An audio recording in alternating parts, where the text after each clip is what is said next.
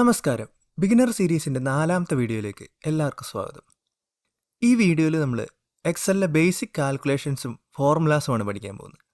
ഈ വീഡിയോയിലൂടെ go through ചെയ്യുമ്പോൾ നിങ്ങൾക്ക് മനസ്സിലാവും ഒരു പേപ്പറും പേനയും ഉപയോഗിച്ച് കാൽക്കുലേഷൻ ചെയ്യുന്നതും ഒരു എക്സൽ വർക്ക്ഷീറ്റിൽ കാൽക്കുലേഷൻ ചെയ്യുന്നതും തമ്മിലുള്ള ഡിഫറൻസ് എന്താണെന്ന്. അപ്പോൾ എക്സൽ എന്ന് പറയുന്ന സോഫ്റ്റ്വെയർ എത്രത്തോളം പവർഫുൾ ആണെന്നുള്ളതിൻ്റെ ഒരു ഇൻട്രൊഡക്ഷൻ കൂടിയാണ് ഈ വീഡിയോ. നമുക്ക് ഈ വർക്ക്ഷീറ്റിൽ ഇവിടെ 5 നമ്പേഴ്സ് ഉണ്ട്. അപ്പോൾ നമ്മുടെ ഗോൾ എന്ന് വെച്ച് കഴിഞ്ഞാൽ ഈ 5 നമ്പേഴ്സിൻ്റെ ടോട്ടൽ കണ്ടുപിടിക്കുക എന്നുള്ളതാണ്. അപ്പോൾ നമ്മൾ സാധാരണ ഒരു കാൽക്കുലേറ്ററിൽ ചെയ്യുവാണെങ്കിൽ നമ്മൾ നമ്പർ ടൈപ്പ് ചെയ്യും, എന്നിട്ട് പ്ലസ് വയ്ക്കും, എന്നിട്ട് അടുത്ത നമ്പർ ടൈപ്പ് ചെയ്യും, എന്നിട്ട് ലാസ്റ്റ് നമ്മൾ ഈക്വൽ ടു പ്രസ് ചെയ്താണ് നമുക്ക് സം കിട്ടുന്നത്. പക്ഷേ ഒരു എക്സൽ ഫയലിൽ നമുക്കൊരു കാൽക്കുലേഷൻ ചെയ്യണമെങ്കിൽ ആദ്യം നമ്മൾ സെല്ല് സെലക്ട് ചെയ്യുന്നു, എന്നിട്ട് നമ്മൾ ഈക്വൽ ടു പ്രസ് ചെയ്യണം. ഈക്വൽ ടു പ്രസ് ചെയ്യുമ്പോൾ എക്സലിന് മനസ്സിലാവും അതൊരു കാൽക്കുലേഷൻ ഫീൽഡാണ്. അപ്പോൾ നമ്മൾ ഈക്വൽ ടു പ്രസ് ചെയ്തിട്ട് നമുക്ക് ഈ വാല്യൂ ടൈപ്പ് ചെയ്ത് പ്ലസ് സൈൻ ഞെക്കി എന്നിട്ട് അടുത്ത നമ്പർ എൻ്റർ ചെയ്തിട്ട് നമ്മൾ എൻ്റർ പ്രസ് ചെയ്തിട്ടുണ്ടെങ്കിൽ നമുക്ക് അതിന് ടോട്ടൽ കിട്ടും. അപ്പോൾ നമ്മൾ ഈ വാല്യൂ ഡയറക്റ്റ് ടൈപ്പ് ചെയ്യുന്നതിന് പകരം നമുക്ക് കുറച്ചുകൂടെ ബെറ്റർ ആയിട്ട് ചെയ്യാൻ വേണ്ടിയിട്ട് നമുക്ക് ഈ സെൽ റെഫറൻസ് ആഡ് ചെയ്യാം. അപ്പോൾ നമ്മൾ വീണ്ടും ഈക്വൽ ടു പ്രസ് ചെയ്തിട്ട് നമുക്ക് ഈ 44ന് പകരം നമുക്ക് B3 എന്ന് ടൈപ്പ് ചെയ്യാം. B3 പിന്നെ പ്ലസ് നമുക്ക് B4, അങ്ങനെ നമ്മൾ ബാക്കി സെല്ലിലൂടെ ടൈപ്പ് ചെയ്യും. അപ്പോൾ നമ്മളിവിടെ ഈ ഫോർമുല നോക്കുകയാണെങ്കിൽ ഓരോ സെല്ലിനെ ഓരോ കളറിൽ ഹൈലൈറ്റ് ചെയ്തേക്കുന്നതാണ്. ഇങ്ങനെ കളർ വരാൻ കാരണം എക്സൽ ഇതിനെ ഒരു ഫോർമുലയായിട്ട് ഡിറ്റക്റ്റ് ചെയ്തു, എന്നിട്ട് ഓരോ സെല്ലിനെയും ഡിഫറെൻറ്റ് കളറായിട്ട് നമുക്ക് കാണിച്ചു തരുന്നതാണ്. ഇത്രയും ചെയ്തിട്ട് നമ്മൾ എൻ്റർ പ്രസ് ചെയ്തിട്ടുണ്ടെങ്കിൽ നമുക്ക് വീണ്ടും പഴയതുപോലെ തന്നെ സം കിട്ടും. പക്ഷേ ഇങ്ങനെ ചെയ്യുമ്പോൾ ഉള്ള അഡ്വാൻറ്റേജ് എന്താണെന്ന് വെച്ചാൽ നമ്മൾ ഈ ഡാറ്റയിൽ 40 എന്ന് മാറ്റി നമ്മൾ 50 എൻ്റർ ചെയ്തിട്ടുണ്ടെങ്കിൽ നമ്മൾ ഈ സം നോക്കുകയാണെങ്കിൽ സം ഓട്ടോമാറ്റിക്കായിട്ട് അപ്ഡേറ്റ് ചെയ്യാവുന്നത് നമുക്ക് കാണാൻ പറ്റും. ഇപ്പോൾ നമ്മൾ വാല്യൂ എൻ്റർ ചെയ്യുവാണെങ്കിൽ നമ്മൾ വാല്യൂ ചേഞ്ച് ചെയ്യുമ്പോൾ നമ്മുടെ കാൽക്കുലേഷനും മാറ്റേണ്ടി വരും. ആക്ച്വൽ വാല്യൂവിന് വരും സെൽ റെഫറൻസ് ഉപയോഗിക്കുകയാണെങ്കിൽ നമ്മൾ വാല്യൂ മാറ്റുവാണെങ്കിൽ ഈ ഫോർമുല ഓട്ടോമാറ്റിക്കായിട്ട് അപ്ഡേറ്റ് ആവും. അപ്പോൾ നമുക്കിവിടെ 20 നമ്പറിൻ്റെ ഒരു ഡാറ്റ സെറ്റ് ഉണ്ട്. അപ്പോൾ നമുക്ക് ഇതിൻ്റെ സമ്മ് കണ്ടുപിടിക്കണമെങ്കിൽ നമ്മൾ നേരത്തെ ചെയ്ത പോലെ നമ്മൾ സെല്ല് സെലക്ട് ചെയ്ത് ഈക്വൽ ടു പ്രസ് ചെയ്ത് ഓരോ സെൽ റെഫറൻസും മാനുവലി ആഡ് ചെയ്യാം. പക്ഷേ 20 നമ്പറിൻ്റെ ആഡ് ചെയ്യുമ്പോഴേക്കും ഒത്തിരി സമയം എടുക്കും. അപ്പോൾ നമുക്കിത് ഫാസ്റ്റായിട്ട് ചെയ്യാൻ വേണ്ടി നമുക്ക് എക്സലിൽ സം എന്ന് പറഞ്ഞ ഫംഗ്ഷൻ ഉപയോഗിക്കാം.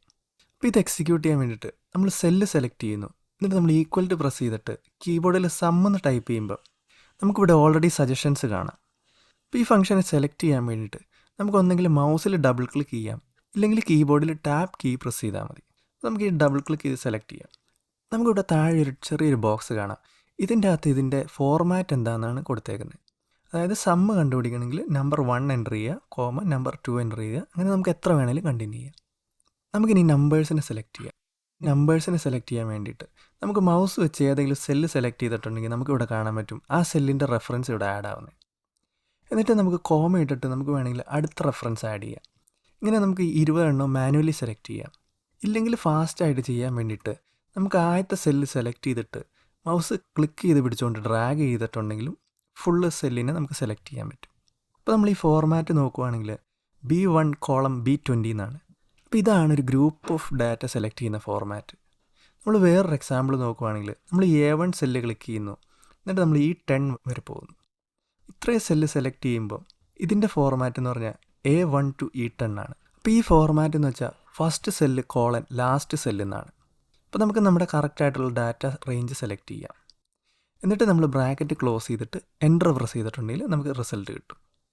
അപ്പോൾ നമ്മൾ അടുത്തൊരു ഡാറ്റ സെറ്റ് നോക്കുകയാണെങ്കിൽ നമുക്കിവിടെ ഒരു 100 നമ്പേഴ്സ് ഉണ്ട്.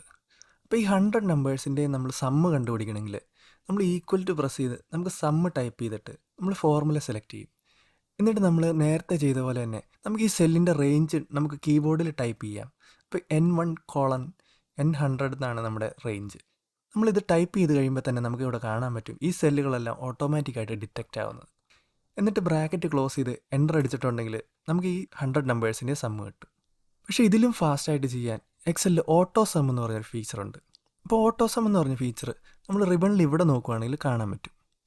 അപ്പോൾ ഈ ഓട്ടോ സം യൂസ് ചെയ്യാൻ വേണ്ടി നമ്മൾ ആദ്യം സെല്ല് സെലക്ട് ചെയ്യുക, എന്നിട്ട് നമ്മൾ ഓട്ടോ സമ്മിൽ ക്ലിക്ക് ചെയ്തിട്ടുണ്ടെങ്കിൽ എക്സൽ ഓട്ടോമാറ്റിക്കായിട്ട് ഈ ഡാറ്റ ഡിറ്റക്ട് ചെയ്ത് നമ്മൾ എൻ്റർ പ്രസ് ചെയ്തിട്ടുണ്ടെങ്കിൽ ഈ കാൽക്കുലേഷൻ എക്സിക്യൂട്ട് ആവും. ഈ ഓട്ടോ സം കാൽക്കുലേഷൻ എക്സിക്യൂട്ട് ചെയ്യാൻ വേണ്ടിയിട്ട് നമുക്ക് കീബോർഡ് ഷോർട്ട് കട്ടായ alt plus equal to press ചെയ്തിട്ടുണ്ടെങ്കിലും നമുക്ക് ഈ കാൽക്കുലേഷൻ ചെയ്യാൻ പറ്റും. എന്നിട്ട് നമ്മൾ എൻ്റർ പ്രസ് ചെയ്തിട്ടുണ്ടെങ്കിൽ ഇത് എക്സിക്യൂട്ട് ആവും. ഈ എക്സാമ്പിൾസ് നോക്കുവാണെങ്കിൽ നമുക്ക് മനസ്സിലാവും ഒരു പേപ്പറും പേനയും ഉപയോഗിച്ച് ചെയ്യുന്നതും ഒരു എക്സലിൽ ചെയ്യുന്നതും എത്രത്തോളം ഡിഫറൻ്റ് ആണ്, എക്സൽ എത്രത്തോളം ഫാസ്റ്റ് ആയിട്ടാണ് ഈ കോംപ്ലിക്കേറ്റഡ് ആയിട്ടുള്ള കാൽക്കുലേഷൻസ് എക്സിക്യൂട്ട് ചെയ്യുന്നതെന്ന്.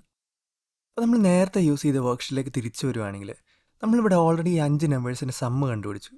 ഇതുപോലെ തന്നെ എക്സലിൽ വേറെ കുറേ ഫംഗ്ഷൻസ് അവൈലബിൾ ആണ്.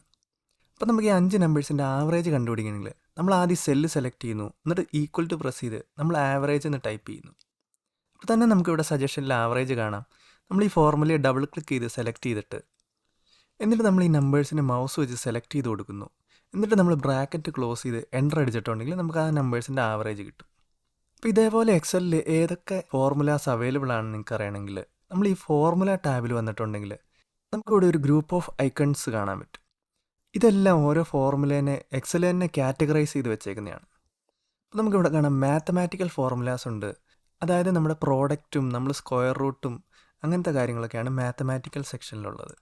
പിന്നെ നമുക്ക് ലുക്കപ്പ് ചെയ്യാനുള്ള ഓപ്ഷൻസ് ഉണ്ട്. ഡേറ്റ് ആൻഡ് ടൈം റിലേറ്റഡ് ആയിട്ടുള്ള ഫോർമുലാസ് ഉണ്ട്. ടെക്സ്റ്റ് ഫോർമുലാസ് ഉണ്ട്.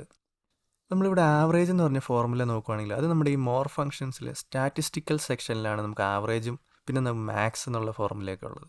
ഇവിടെ ക്ലിക്ക് ചെയ്തിട്ടുണ്ടെങ്കിൽ നമുക്ക് ഈ ഫോർമുല എക്സിക്യൂട്ട് ചെയ്യാൻ പറ്റും. നമുക്ക് ഈ 5 നമ്പേഴ്സിൽ മാക്സ് നമ്പർ ഏതാണെന്ന് കണ്ടുപിടിക്കണമെങ്കിൽ നമ്മൾ ഈക്വൽ ടു പ്രസ് ചെയ്ത് മാക്സ് എന്ന് ടൈപ്പ് ചെയ്യുക.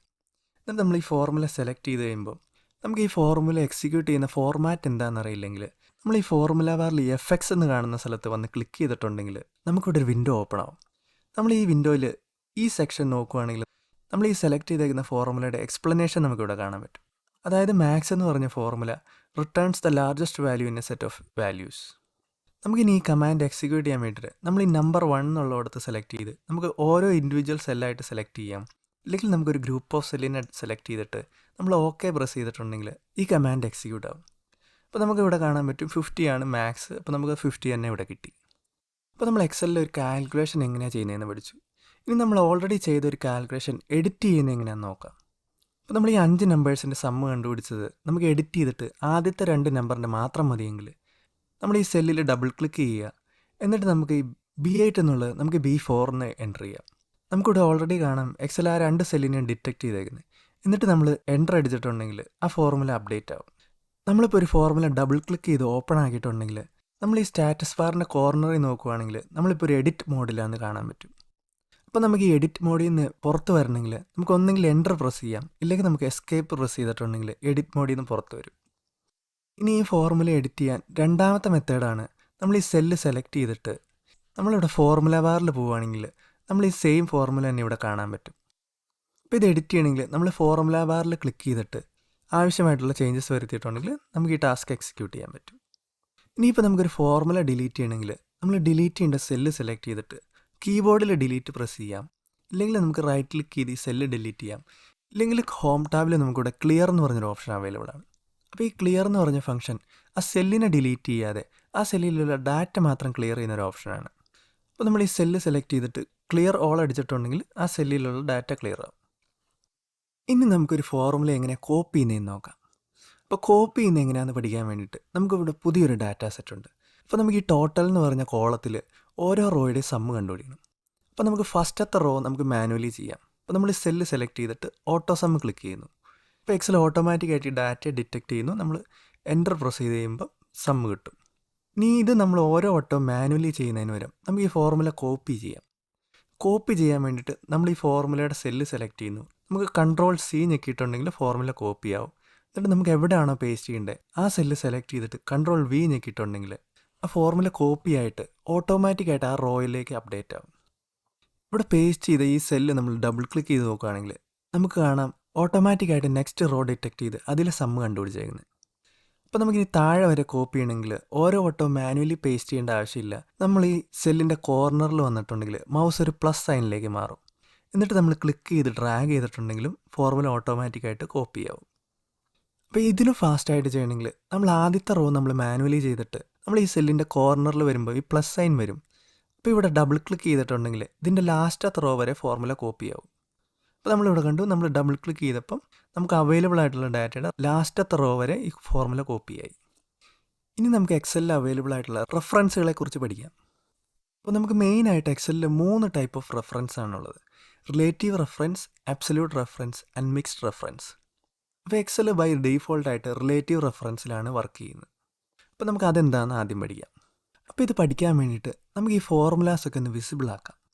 അപ്പോൾ ഒരു വർക്ക്ഷീറ്റിലുള്ള ഫോർമുലാസ് വിസിബിൾ ആക്കണമെങ്കിൽ നമ്മൾ ഈ ഫോർമുല ടാബിൽ പോയിട്ട് ഇവിടെ ഷോ ഫോർമുല എന്ന് പറഞ്ഞൊരു സെക്ഷൻ ഉണ്ട്. നമ്മൾ ഈ ടൂളിൽ ക്ലിക്ക് ചെയ്തിട്ടുണ്ടെങ്കിൽ ആ വർക്ക്ഷീറ്റിലെ എല്ലാ ഫോർമുലാസും വിസിബിൾ ആവും. അപ്പോൾ നമുക്കിവിടെ കാണാം നമ്മൾ 4 റോയുടെ സമ്മ് കണ്ടുപിടിച്ചിട്ടുണ്ട്, അതിവിടെ വിസിബിളായി. അപ്പോൾ നമ്മൾ ആദ്യത്തെ ഫോർമുല ക്ലിക്ക് ചെയ്യുകയാണെങ്കിൽ നമുക്കിവിടെ കാണാം ഈ സെല്ലിൻ്റെ ലെഫ്റ്റ് സൈഡിലുള്ള 4 സെല്ലിൻ്റെ സമ്മാണ് നമുക്കിവിടെ കണ്ടുപിടിച്ചേക്കുന്നത്. അപ്പോൾ ഇതാണ് ഈ ഫോർമുലയുടെ ലോജിക്ക്. അപ്പോൾ നമ്മൾ ഈ ഫോർമുല കോപ്പി ചെയ്ത് അടുത്ത സെല്ലിൽ പേസ്റ്റ് ചെയ്തപ്പം നമ്മൾ ആ പേസ്റ്റ് ചെയ്ത സെല്ലിൻ്റെ ലെഫ്റ്റ് സൈഡിലുള്ള 4 സെല്ലിൻ്റെ സമ്മ് ഇവിടെ കണ്ടുപിടിച്ചു. ഇനി നമ്മൾ ഈ ഫോർമുല കോപ്പി ചെയ്തിട്ട് നമ്മൾ പുതിയൊരു ലൊക്കേഷനിൽ പേസ്റ്റ് ചെയ്യാം. അപ്പോൾ എന്താ സംഭവിക്കുന്നതെന്ന് നോക്കാം. അപ്പോൾ നമ്മളിവിടെ എംപ്റ്റി ആയിട്ടുള്ള ഏരിയയിൽ പേസ്റ്റ് ചെയ്യുമ്പോൾ നമ്മൾ എവിടെയാണ് പേസ്റ്റ് ചെയ്തത് ആ പേസ്റ്റ് ചെയ്ത സെല്ലിൻ്റെ ലെഫ്റ്റ് സൈഡിലുള്ള 4 സെല്ലിൻ്റെ സമ്മാണ് ഇവിടെ കണ്ടുപിടിച്ചത്. അപ്പോൾ ഇതാണ് റിലേറ്റീവ് റെഫറൻസ്. അതായത് നമ്മൾ എവിടെയാണോ പേസ്റ്റ് ചെയ്യുന്നത് അതിന് റിലേറ്റീവായിട്ട് ഫോർമുല അപ്ഡേറ്റ് ആവും. ഇനി നമുക്ക് അബ്സല്യൂട്ട് റെഫറൻസ് എന്താണെന്ന് പഠിക്കാം. അപ്പോൾ നമ്മുടെ ആദ്യത്തെ ഫോർമുല നമ്മൾ ഡബിൾ ക്ലിക്ക് ചെയ്ത് ഓപ്പൺ ചെയ്തു. എന്നിട്ട് നമുക്ക് ഈ ഡാറ്റയെ ആബ്സല്യൂട്ട് റെഫറൻസ് ആകണമെങ്കിൽ നമ്മൾ ഈ കോളം റെഫറൻസും റോ റെഫറൻസിന് മുമ്പ് ഒരു ഡോളർ സൈൻ ആഡ് ചെയ്തിട്ടുണ്ടെങ്കിൽ ഇത് ആബ്സല്യൂട്ട് റെഫറൻസ് ആവും. എന്നിട്ട് നമ്മൾ എൻ്റർ പ്രസ് ചെയ്തിട്ടുണ്ടെങ്കിൽ നമുക്ക് പഴയതുപോലെ തന്നെ സമ്മ് കിട്ടും. പക്ഷേ നമ്മളിനി ഈ ഫോർമുല താഴത്തേക്ക് കോപ്പി ചെയ്യുകയാണെങ്കിൽ നമുക്ക് കാണാം ഇവിടെ സെയിം നമ്പർ തന്നെ കിട്ടിയത്. അപ്പോൾ നമ്മളൊരു സെല്ല് ഡബിൾ ക്ലിക്ക് ചെയ്ത് ഇതിൻ്റെ ഡാറ്റ നോക്കുവാണെങ്കിൽ നമുക്ക് കാണാം ഏറ്റവും ആദ്യത്തെ റോ തന്നെയാണ് താഴത്തേക്ക് കോപ്പി ചെയ്തപ്പോഴും വന്നേക്കുന്നത്. അപ്പോൾ ഇതാണ് ആബ്സല്യൂട്ട് റെഫറൻസ്. നമ്മൾ ഈ ആബ്സല്യൂട്ട് റെഫറൻസ് ഉള്ളൊരു ഡാറ്റ എവിടെ കോപ്പി ചെയ്ത് പേസ്റ്റ് ചെയ്താലും ആ ഡാറ്റ റിലേറ്റീവായിട്ട് മാറത്തില്ല, നമ്മൾ ഏറ്റവും ആദ്യം എൻ്റർ ചെയ്ത ഡാറ്റയായിട്ട് തന്നെ നിൽക്കും. ഇനിയിപ്പോൾ നമ്മൾ ഈ ഫോർമുല നമ്മൾ കോപ്പി ചെയ്ത് പുറത്തൊരു സെല്ലിൽ പേസ്റ്റ് ചെയ്താലും നമ്മൾ ഡബിൾ ക്ലിക്ക് ചെയ്യുകയാണെങ്കിൽ കാണാം ഏറ്റവും ഫസ്റ്റ് സെലക്ട് ചെയ്ത ഡാറ്റ തന്നെയാണ് ഇവിടെയും നമുക്ക് കിട്ടുന്നത്. അപ്പോൾ ഇതാണ് റിലേറ്റീവ് റെഫറൻസും ആബ്സല്യൂട്ട് റെഫറൻസും തമ്മിലുള്ള വ്യത്യാസം. റിലേറ്റീവ് റെഫറൻസിൽ നമ്മൾ എവിടെയാണോ പേസ്റ്റ് ചെയ്യുന്നത് ആ സെല്ലിന് റിലേറ്റീവായിട്ട് നമ്മുടെ ഫോർമുല അപ്ഡേറ്റ് ആവും. ആബ്സല്യൂട്ട് റെഫറൻസിൽ നമ്മൾ എവിടെ പേസ്റ്റ് ചെയ്താലും ഇനീഷ്യൽ സെല്ല് തന്നെയായിരിക്കും നമ്മുടെ ഫൈനൽ ഡേറ്റ. ഇനി ആബ്സല്യൂട്ട് റെഫറൻസിൻ്റെ യൂസ് എന്താണെന്ന് മനസ്സിലാവണമെങ്കിൽ നമുക്ക് ഈ നെക്സ്റ്റ് കോളത്തിൽ കാൽക്കുലേഷൻ കൂടെ ചെയ്യാം. അപ്പോൾ ഈ സമ്മ് ചെയ്ത ഫോർമുലാസ് എല്ലാം ഞാൻ റിലേറ്റീവ് റെഫറൻസ് വെച്ച് അപ്ഡേറ്റ് ചെയ്തിട്ടുണ്ട്. അപ്പോൾ നമുക്കിനി ഇവിടെ ഡിവിഷനിൽ ചെയ്യേണ്ടത് നമുക്ക് ഈ ടോട്ടലിനെ ഒരു കോമൺ ഡിവൈസർ വെച്ചിട്ട് ഡിവൈഡ് ചെയ്യണം. അപ്പോൾ നമുക്ക് അത് ചെയ്യാൻ വേണ്ടിയിട്ട് നമ്മൾ ഈക്വൽ ടു പ്രസ് ചെയ്യുക, ടോട്ടൽ സെല്ല് സെലക്ട് ചെയ്യുക, ഡിവൈഡഡ് ബൈ നമ്മൾ ഈ 5 സെലക്ട് ചെയ്യുന്നു. നമുക്ക് എൻ്റർ അടിച്ച് ചെയ്യുമ്പോൾ നമുക്കത് ഡിവൈഡ് ചെയ്തിട്ടുള്ള വാല്യൂ കിട്ടും. ഇനി ഈ ഫോർമുല നമ്മൾ താഴത്തേക്ക് കോപ്പി ചെയ്യുകയാണെങ്കിൽ നമുക്ക് കാണാം ഇതെല്ലാം എററായിട്ട് കാണിച്ചേക്കുന്നത്. അപ്പോൾ നമ്മൾ ഈ എറർ കിട്ടിയ ഒരു സെല്ല് ഡബിൾ ക്ലിക്ക് ചെയ്ത് നോക്കുമ്പോൾ നമുക്ക് കാണാം നമ്മളിവിടെ ആദ്യത്തെ ഡേറ്റ നമ്മൾ കറക്റ്റായിട്ട് ഡിറ്റക്റ്റ് ചെയ്തു. പക്ഷേ രണ്ടാമത് നമ്മൾ 5 സെലക്ട് ചെയ്യുന്നതിന് പകരം അതിന് താഴത്തെ സെല്ലാണ് സെലക്ട് ചെയ്തേക്കുന്നത്. അപ്പോൾ ഇവിടെ എന്താ സംഭവിച്ചതെന്നറിയാൻ നമുക്ക് വീണ്ടും ഷോ ഫോർമുലാസ് എന്ന് പറഞ്ഞ ഓപ്ഷൻ ക്ലിക്ക് ചെയ്യാം. അപ്പോൾ നമ്മൾ ഈ ആദ്യത്തെ ഫോർമുല നോക്കുവാണെങ്കിൽ ഇത് കറക്റ്റായിട്ട് എക്സിക്യൂട്ടായി. നമ്മൾ രണ്ടാമത്തെ ഫോർമുലയിലേക്ക് ഇത് കോപ്പി ചെയ്തപ്പം E2 എന്നുള്ളത് E3 ആയി, അതേപോലെ C8 എന്നുള്ള C9 ആയി. അപ്പോൾ ഇതാണ് റിലേറ്റീവ് റെഫറൻസ് ഉപയോഗിക്കുമ്പോൾ ഉള്ള പ്രശ്നം. റിലേറ്റീവായിട്ട് നമുക്ക് എല്ലാ ഡാറ്റയും അപ്ഡേറ്റ് ആവും. പക്ഷേ നമുക്ക് ഈ സ്പെസിഫിക് കാൽക്കുലേഷനിൽ വേണ്ടത് C8നെ എല്ലായിടത്തും കോൺസ്റ്റൻ്റ് ആയിട്ട് വേണം. അപ്പോൾ അങ്ങനെ ചെയ്യാൻ വേണ്ടിയിട്ട് നമുക്ക് C8നെ ആബ്സല്യൂട്ട് റെഫറൻസ് ആയിട്ട് ഉപയോഗിക്കാം. അപ്പോൾ അത് ചെയ്യാൻ വേണ്ടിയിട്ട് നമുക്കിവിടെ ഒരു ഡോളർ സൈൻ ആഡ് ചെയ്യാം. ഇനി നമ്മൾ ഈ ഫോർമുലയെ താഴേക്ക് കോപ്പി ചെയ്യുകയാണെങ്കിൽ നമുക്ക് കാണാം കറക്റ്റായിട്ട് എല്ലായിടത്തും C8 വന്നു. പക്ഷേ നമുക്ക് E2 എന്നുള്ള സെല്ല് അപ്ഡേറ്റ് ആയി E3, E4, E5 എന്ന് കിട്ടി. അപ്പോൾ ഇങ്ങനെയുള്ള കേസുകളിലാണ് നമുക്ക് ആബ്സല്യൂട്ട് റെഫറൻസ് യൂസ് ചെയ്യേണ്ടി വരുന്നത്. പിന്നെ നെക്സ്റ്റ് നമുക്ക് മിക്സ്ഡ് റെഫറൻസ് എന്താണെന്ന് പഠിക്കാം. അപ്പോൾ മിക്സ്ഡ് റെഫറൻസ് എന്താണെന്ന് പഠിക്കാൻ വേണ്ടിയിട്ട് നമുക്ക് ഈ സെല്ലിൽ ആദ്യത്തെ 2 നമ്പറിൻ്റെ സമ്മ് കണ്ടുപിടിക്കാം. അപ്പോൾ നമ്മൾ ഈക്വൽ ടു സമ്മ് ഞെക്കിയിട്ട് നമ്മൾ ഫസ്റ്റ് 2 നമ്പർ മാത്രം സെലക്ട് ചെയ്യുന്നു. എന്നിട്ട് നമ്മൾ ബ്രാക്കറ്റ് ക്ലോസ് ചെയ്ത് എൻ്റർ അടിച്ച് ചെയ്യുമ്പം നമുക്ക് ഈ സമ്മ് കിട്ടും. പക്ഷേ നമ്മൾ ഈ ഷോ ഫോർമുലാസ് എന്നുള്ള ഓപ്ഷൻ സെലക്ട് ചെയ്തുകൊണ്ടാണ് ഇവിടെ നമ്പർ കാണിക്കാതെ ഫോർമുല കാണിക്കുന്നത്. അപ്പോൾ നമുക്ക് ഈ ഫോർമുല താഴേക്ക് കോപ്പി ചെയ്യാം. അപ്പോൾ നമുക്കിവിടെ കാണാം A2 A3 ആയി, B2 B3 ആയി. ഇനി നമ്മൾ ഈ ഫോർമുല സൈഡിലേക്ക് കോപ്പി ചെയ്തിട്ടുണ്ടെങ്കിൽ എന്താ സംഭവിക്കുന്നതെന്ന് നോക്കാം. അപ്പോൾ നമ്മളിവിടെ കണ്ടു A എന്നുള്ളത് മാറി B ആയി, B എന്നുള്ളത് മാറി C ആയി. അപ്പോൾ ഈ ഫോർമുലയുടെ ലോജിക്ക് നോക്കുവാണെങ്കിൽ നമ്മൾ സമ്മ് കണ്ടുപിടിച്ച സെല്ലിൽ നിന്ന് മൂന്നാമത്തെ സെല്ലും നാലാമത്തെ സെല്ലും ആഡ് ആവും. അപ്പോൾ നമ്മൾ സൈഡിലേക്ക് കോപ്പി ചെയ്തപ്പം ഈ സെല്ലിൽ നിന്ന് മൂന്നാമത്തെ നാലാമത്തെ സെല്ല് ആഡായി. ഇനി ഇതിന് താഴേക്ക് കോപ്പി ചെയ്തിട്ടുണ്ടെങ്കിൽ നമ്മുടെ കോളം റെഫറൻസ് മാറത്തില്ല, റോ റെഫറൻസ് മാത്രം മാറും. പിന്നെ നമുക്ക് മിക്സ്ഡ് റെഫറൻസ് എന്താണെന്ന് പഠിക്കാൻ ഇതിനൊന്നും കൂടെ താഴത്തേക്ക് കോപ്പി ചെയ്യാം. അപ്പോൾ ഇത് വീണ്ടും A4 B4 എന്നായിട്ട് അപ്ഡേറ്റ് ആയി. നമ്മൾ നേരത്തെ കണ്ടു ആബ്സല്യൂട്ട് റെഫറൻസിൽ കോളം നെയിമിനും റോ നെയിമിനും നമ്മൾ ഡോളർ സൈൻ ആഡ് ചെയ്യും. അപ്പോൾ ഇതിന് പകരം നമ്മൾ ഒരെണ്ണത്തിന് മാത്രം ഡോളർ സൈൻ ആഡ് ചെയ്യുമ്പോഴാണ് ഇത് മിക്സ്ഡ് റെഫറൻസ് ആവുന്നത്. അപ്പോൾ നിങ്ങൾക്ക് ഇവിടെ കാണാം, നമ്മളിവിടെ എ എന്ന് പറഞ്ഞ കോളം നെയിമിനെ ഫിക്സ്ഡ് ആക്കി, പക്ഷേ റോ നമ്പർ 4നെ നമ്മൾ ഫിക്സ്ഡ് ആക്കിയിട്ടില്ല. അപ്പോൾ ഈ ഫോർമുല ഇനി നമുക്ക് സൈഡിലേക്ക് കോപ്പി ചെയ്യാം. നമ്മൾ ആദ്യം ചെയ്തപ്പോൾ നമ്മൾ കണ്ടു എ എന്നുള്ള ബി ആയി, ബി എന്നുള്ള സി ആയി. അപ്പോൾ നമ്മൾ രണ്ടാമത് നോക്കുവാണെങ്കിൽ മിക്സ്ഡ് റെഫറൻസ് ഉപയോഗിച്ചപ്പോൾ ഇത് എ എന്നുള്ളത് എ തന്നെയായിട്ട് നിൽക്കുന്നു, ബി എന്നുള്ള ബി ആയിട്ട് നിൽക്കുന്നു. ഇനി ഈ സെയിം ഫോർമുലയെ നമ്മൾ താഴേക്ക് കോപ്പി ചെയ്യുകയാണെങ്കിൽ നമുക്കിവിടെ കാണാം കോളം റെഫറൻസ് എ ഫിക്സ്ഡ് ആയിട്ട് നിൽക്കുന്നു, റോ റെഫറൻസ് ആയ 4 അപ്ഡേറ്റ് ആയി 5 ആയി. അപ്പോൾ ഇതാണ് മിക്സ്ഡ് റെഫറൻസിൻ്റെ യൂസ്. നമുക്ക് കോളം നെയിം മാത്രം ഫിക്സ്ഡ് ആക്കിയാൽ മതിയെങ്കിൽ കോളം നെയിമിൻ്റെ അടുത്ത് ഡോളർ സൈൻ ആഡ് ചെയ്യുക. നമുക്ക് റോ നെയിം മാത്രം ഫിക്സ്ഡ് ആക്കണമെങ്കിൽ റോ നെയിമിൻ്റെ അടുത്ത് ഡോളർ സൈൻ ആഡ് ചെയ്യുക. അപ്പോൾ ഈ മിക്സ്ഡ് റെഫറൻസിൻ്റെ ആപ്ലിക്കേഷനും അതിൻ്റെ യൂസ് എന്തൊക്കെയാണ് നമുക്ക് വഴിയേ പഠിക്കാം. അപ്പോൾ ഈ വീഡിയോയിൽ ലാസ്റ്റായിട്ട് നമ്മൾ പഠിക്കാൻ പോകുന്നത് ഒരു ഗ്രൂപ്പ് ഓഫ് മാത്തമാറ്റിക്കൽ ഓപ്പറേറ്റേഴ്സ് ഒരുമിച്ച് വരുമ്പം അത് എക്സിക്യൂട്ട് ചെയ്യുന്ന ഓർഡർ എങ്ങനെയാണെന്നാണ്. അപ്പോൾ നമ്മൾ ഈ വർക്ക്ഷീറ്റ് നോക്കുവാണെങ്കിൽ നമുക്കിവിടെ 3 സെല്ലിൽ ഡാറ്റയുണ്ട്.